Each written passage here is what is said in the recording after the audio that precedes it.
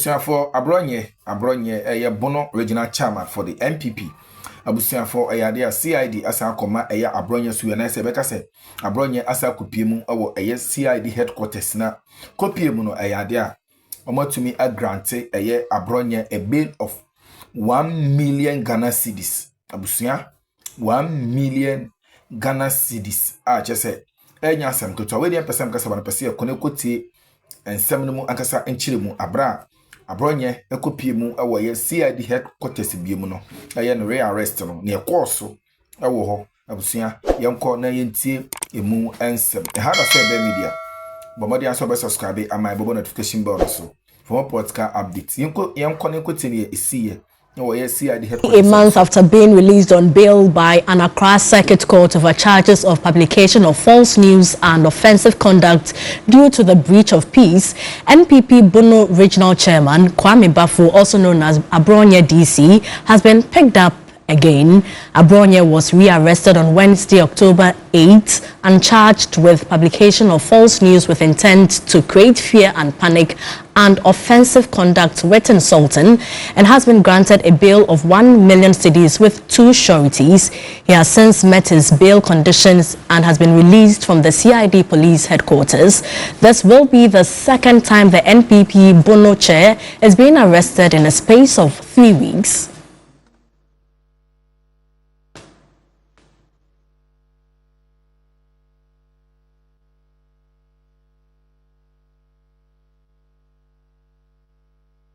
I never made any statement that said I was sorry. Forget about for saying that Kufuor has dug a hole. I will never be sorry for that. Please, the best news portal in Ghana is 3news.com. Absolutely. So I was surprised that anyway.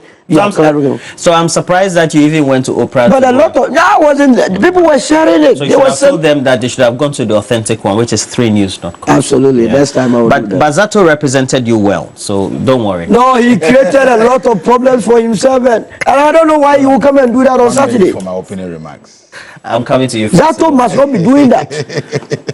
No, please. We haven't started.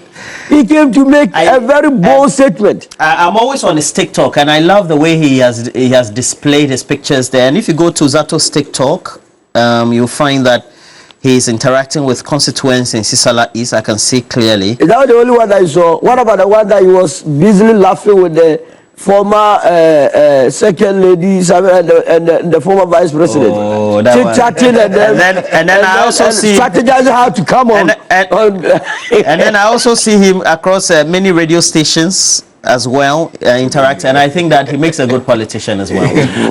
Yes, 1 minute for my opening remark. Roland, I have 3 because remarks. You guys are supposed to reopen, come back to Parliament. Yes, I'll address that. I'll address that later. But there are 3 things that I want to say.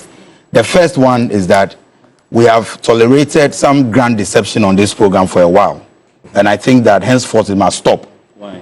That is the deception that the NPP is not represented on this program. A couple of months ago, yes, they announced publicly that they were boycotting TV3 and that none of their communicators would be seen on any of TV3's platforms. Okay. I recall their national vice chairman rudely and arrogantly throwing away the microphones of TV3, disrespected the station, and yet they are using the back door to send Dr. Zato, my own friend and lecturer from the political science department, who is a member of the NPP and has intentions of contesting the Sisala East seat on the ticket of the NPP.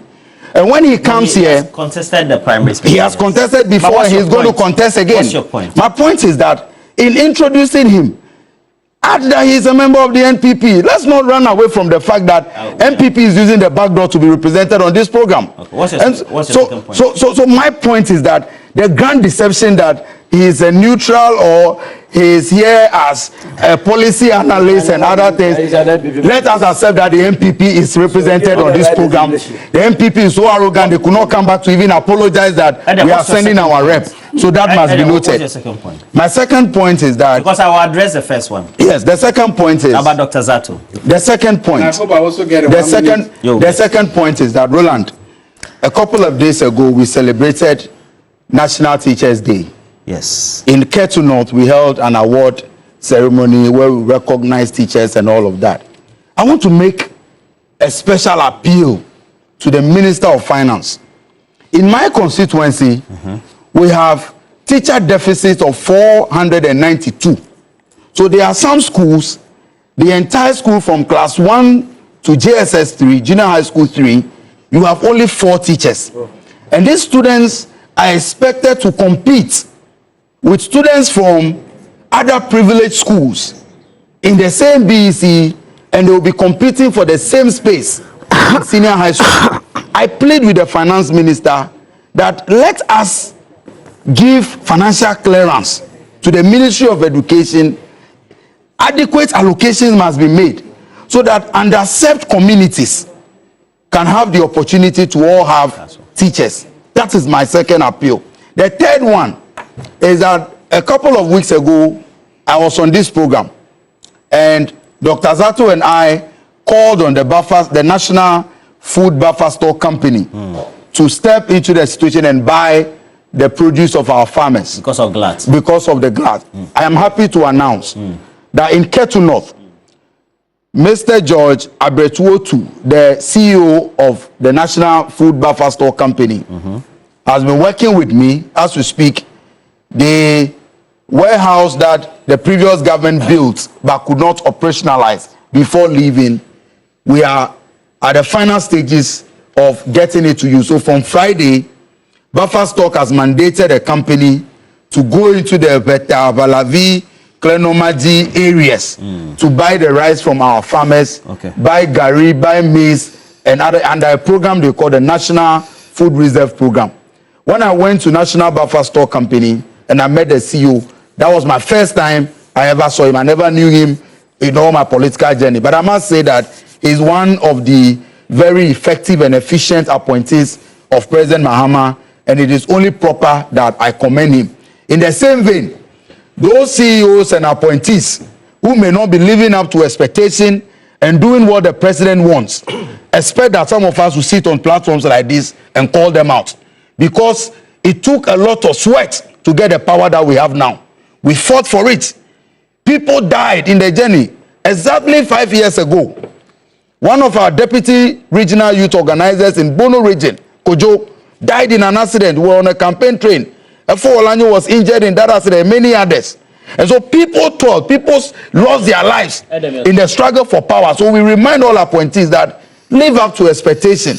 Every assignment that President Mahama has given you, do it and do it well, and you will get a commendation from us. But Roland, in conclusion, back to the first point. Dr. Zato is a representative of the new patriotic party. That must always be repeated on this program. It's not a neutral. All right. And I have to say, by way of our editorial policy, we invite Dr. Zato to the platform. He hasn't denied that he's a member of the new patriotic party. Indeed, publicly across the media platforms, you'll find that his posters are there when he contested the last elections, etc. For me particularly, I allude to him all the time, and he's not shy to say that he's a member. But again, by way of our editorial policy, he's not brought here by the MPP. He may represent their views, but the MPP still hold their boycott. We officially, and then using other known backdoor discussions, still ask them to come and represent themselves on the platform formally. All right, but we don't call any party official in the MPP to say that invite a representative, and it has to be Dr. Zato. And so his views really may sometimes represent the MPP, but they are his own as well. He doesn't deny, once again, and I'm speaking on behalf of Media General, TV3, he doesn't deny that he's MPP, but again, we invite him here because we cannot, and per my experience, I haven't practiced this job for the last over 5 years, cannot have a discussion that is lame, because we need varied views to enrich our conversations so that all facets of our demographic audience who tend to love us and watch us will be well represented. Irrespective of that, he is entitled to respond to whatever is raised about his associations with the MPP. And of course, we've seen him with pictures alongside Dr. Mahmoud Baumia And even on Saturday, on the key point, he said he will be. You said he will be the next candidate. This a candidate or the president? President. Fantastic. Did Anyway, you say that? Yes. yeah, you said that. You said that. Okay, so I want to I ask. want 1 I minute can now. to no. clear the I air. don't have to. No, I've responded for you. I've responded. Do you want to react to that? No, when you are rebutting the. But he said he was going to be a president. Interestingly, he didn't see the president of Ghana. Maybe the president. He said the president of Ghana. No. He could be president of the Tamasco Old Boys Association. Tamasco Old Boys Association. Why did you go to Tamasco? No, Dr. Mahmoud Bawumia went to Tamasco. As for the Old Boys Association, he could be the president of that association in 2028, not the president of Ghana. La ilaha illallah. We are not There's talking. no other God Why do you except want to Allah. make the presidency so cheap? All right, Dr. Zato, do you want to respond to that? Thank you. No. Let me ask, because them supposed to have the first bite because of the subject matter. So I shouldn't say anything again. Until when you can. Okay, Yeah. okay. If you want to respond in a minute, I'll give you. But Yes, in a minute. I'll quickly do that. Adam said something about me that there was a grand deception. The biggest, if I can say grandest deception now is the one committed by the Minister of Finance. When he told cocoa farmers that he will pay them 6,000, but didn't pay them 6,000. That is the biggest deception so far of the year. okay, let's watch Daniel Domolevu and then we'll start the discussions. Okay. So if you follow the briefing that the Attorney General has been given, a lot of work is going on. Will you ask, are you satisfied? I'll say no, I am not satisfied. Because I can't see the end of the tunnel, not to talk about the light at the end of the tunnel. I can't even see it. I don't even see the end of the tunnel before the light, because I know this may continue till there's a change. In fact, the prayer of the corporates and their lawyers is that there should be a change in government. Then you hear nolli prosequa and etc. and our money is gone. The procedure that Attorney General currently is using is going to be very difficult. 9 months is not small, my brother. We are, before we realize, we have finished the quarter of the term of President Mahama. So I think we have to change the speed at which we are moving and let people gain the. So just in summary, Charlie, you guys, your AG, very slow, tortoise. Well, and I disagree. Opposition, Yes. yabi, oral means what?